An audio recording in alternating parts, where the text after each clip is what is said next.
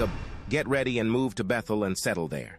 Build an altar there to the God who appeared to you when you fled from your brother, Esau." So Jacob told everyone in his household, "Get rid of all your pagan idols, purify yourselves, and put on clean clothing. We are now going to Bethel, where I will build an altar to the God who answered my prayers when I was in distress. He has been with me wherever I have gone." So they gave Jacob all their pagan idols and earrings, and he buried them under the great tree near Shechem. As they set out, a terror from God spread over the people in all the towns of that area, so no one attacked Jacob's family.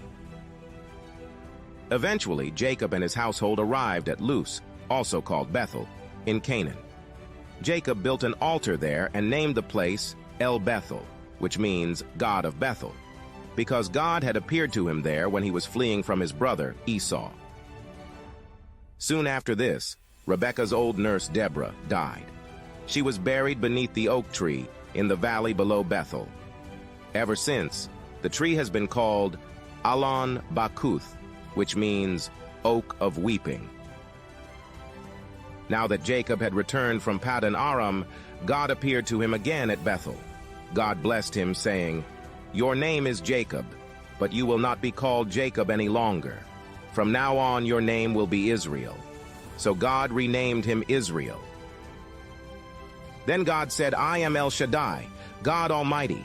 Be fruitful and multiply. You will become a great nation, even many nations. Kings will be among your descendants, and I will give you the land I once gave to Abraham and Isaac. Yes, I will give it to you and your descendants after you." Then God went up from the place where he had spoken to Jacob. Jacob set up a stone pillar to mark the place where God had spoken to him. Then he poured wine over it as an offering to God and anointed the pillar with olive oil. And Jacob named the place Bethel, which means house of God, because God had spoken to him there. Leaving Bethel, Jacob and his clan moved on toward Ephrath. But Rachel went into labor while they were still some distance away. Her labor pains were intense. After a very hard delivery, the midwife finally exclaimed, "Don't be afraid! You have another son!" Rachel was about to die, but with her last breath, she named the baby Ben-Oni, which means son of my sorrow. The baby's father, however, called him Benjamin, which means son of my right hand. So Rachel died and was buried on the way to Ephrath, that is Bethlehem. Jacob set up a stone monument over Rachel's grave, and it can be seen there to this day. Then Jacob traveled on and camped beyond Migdal Eder. While he was living there, Reuben had intercourse with Bilhah, his father's concubine, and Jacob soon heard about it. These are the names of the 12 sons of Jacob. The sons of Leah were Reuben, Jacob's oldest son, Simeon, Levi, Judah, Issachar, and Zebulun. The sons of Rachel were Joseph and Benjamin. The sons of Bilhah, Rachel's servant, were Dan and Naphtali. The sons of Zilpah, Leah's servant, were Gad and Asher. These are the names of the sons who were born to Jacob at Paddan Aram. So Jacob returned to his father Isaac in Mamre, which is near Kiriath Arba, now called Hebron, where Abraham and Isaac had both lived as foreigners. Isaac lived for 180 years. Then he breathed his last and died at a ripe old age, joining his ancestors in death, and his sons, Esau and Jacob, buried him. All right, buckle up, because today we're diving deep into Genesis chapter 35. Yeah, we're taking a fresh look at Jacob. You know Jacob, right? The guy who wrestled with God. Yeah, literally wrestled with God. It's a pretty famous story. It is, but there's so much more to this chapter than just a wrestling match, right? Absolutely. It's more than just like a name change or wrestling with angels. This chapter really shows us a man who is going through some major changes. Yeah, like he's really grappling with his past and what he believes and what he's going to leave behind. Exactly. And it all starts with a command from God. Yeah. Go back to Bethel. Which sounds simple enough, I guess. But I'm guessing it's not. Not so fast. Because for Jacob, Bethel isn't just some random place on a map. Oh, so this is where it gets interesting. This place was super significant for Jacob. Think about it. This is where God first appeared to him. Right when he was running away from Esau? Exactly. Yeah. After that whole incident where, After he stole the blessing, yeah. classic. Total sibling rivalry, biblical style. Exactly. But so going back to Bethel, it's got to be like, I don't know, kind of walking right back into the lion's den of your past mistakes, you know? Yeah, imagine being told by God to go back and face all your past mistakes. Yeah, it's heavy stuff. And it's about more than just the location. Okay, so what's the deeper meaning here for us, do you think? Well, for Jacob, it was about facing the consequences of his actions. Right, both the good and the bad. Exactly. Kind of like a spiritual do-over. Yeah. A chance to, really make a fresh start. A clean slate. Exactly. And he doesn't go alone, does he? He does not. Hmm. He tells his whole family to ditch the idols. And not just, literally, right? No, not just those little statues. Yeah. He wants them to get rid of anything that's holding them back spiritually. So it's like a total spiritual cleanse for everyone. Yes. I think it speaks to something we can all relate to. Yeah. We all have baggage, Yeah, for sure. insecurities, maybe some past hurts. Yeah, or those weird porcelain dolls your grandma gave you that you're too afraid to throw away. Exactly. Things that can easily become idols in our own lives if we're not careful. They hold us back, right? From really connecting with God. Yeah. So Jacob gets everyone together, packs up the tents, they're hitting the road. But then there's this one line that always gets me. A terror from God was upon the cities that were around them. Okay, yeah. Heavy stuff. It's definitely an intense image. What's going on there? Give us the breakdown. Well, people interpret this in a few different ways. Some people think it was like a literal fear Okay. that God placed in the people living nearby.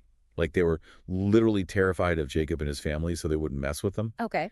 Others see it more as God kind of clearing a path for Jacob, Okay. making sure no one would cause them any trouble. Right, like a divine security detail, making sure no one messes with you on your journey. Exactly.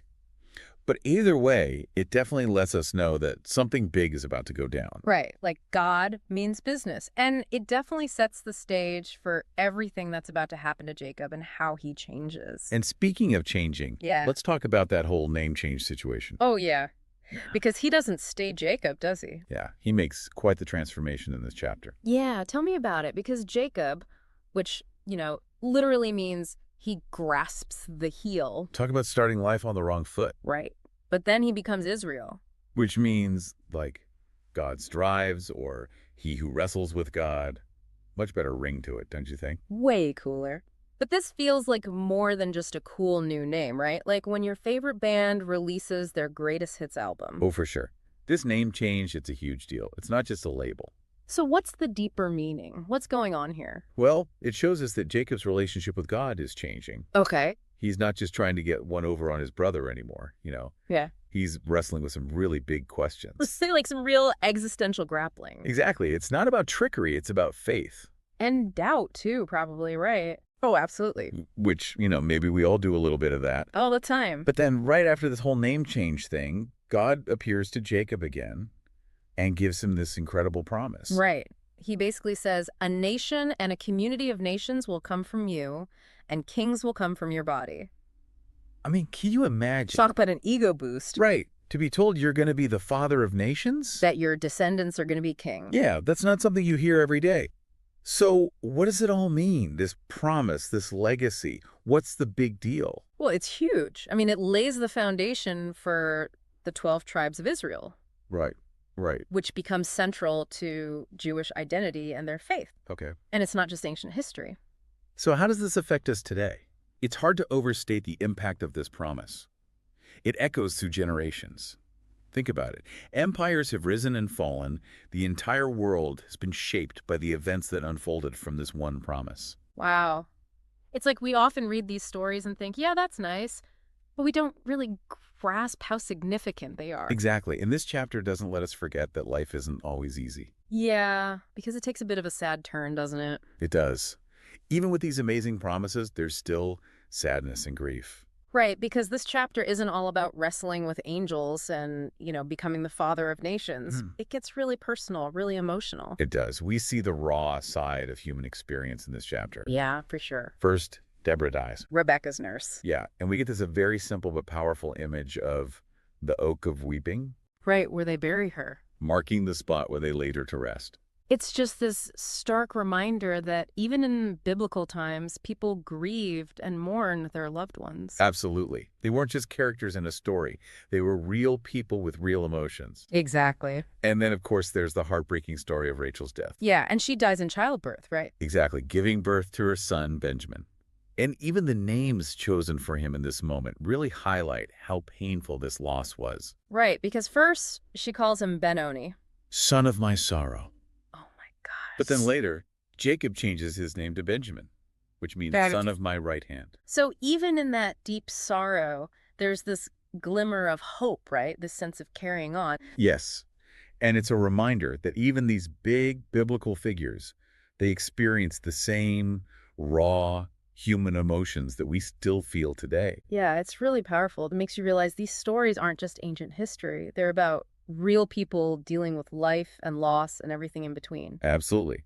And then, after all this emotion, the chapter kind of shifts gears. Okay, how so? We get this, well, what seems like a pretty straightforward family tree. Yeah, the begets part of the Bible, right? Exactly.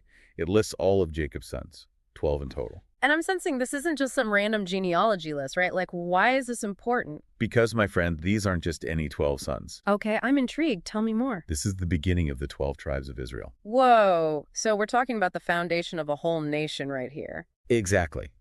This seemingly simple list of names, it echoes throughout history. Right. It shapes Jewish identity, even today. It's amazing, actually. It's mind-blowing when you really think about it. And then, after all of this, after the wrestling, the promises, the heartbreak, the chapter ends with this beautiful full-circle moment. Oh, tell me. What happens? Jacob goes back to his father, Isaac. Okay, so they're reunited. Right in time for Isaac to pass away, actually. Wow, so it's like this poignant reminder that even in the midst of these huge, life-changing events, family is everything. Exactly. It adds this really personal touch to Jacob's story. He started out running away from his family, struggling with his past, and now he's back, reconciled, his legacy secure. It's amazing how much is packed into one chapter, honestly. It's like we're looking at history, faith, and these deeply human moments all woven together. It really makes you think, doesn't it? These stories, as old as they are, they still speak to us today. Totally. They challenge us, they make us feel things, and they definitely make us want to keep asking those big questions. And that's what it's all about. For sure. Well, that was amazing. And on that note, we want to leave you with this. What can we learn from Jacob's journey, with all its ups and downs? How can his story, messy as it is, help us on our own journeys today? Think about that, and until next time, keep diving deep, my friend.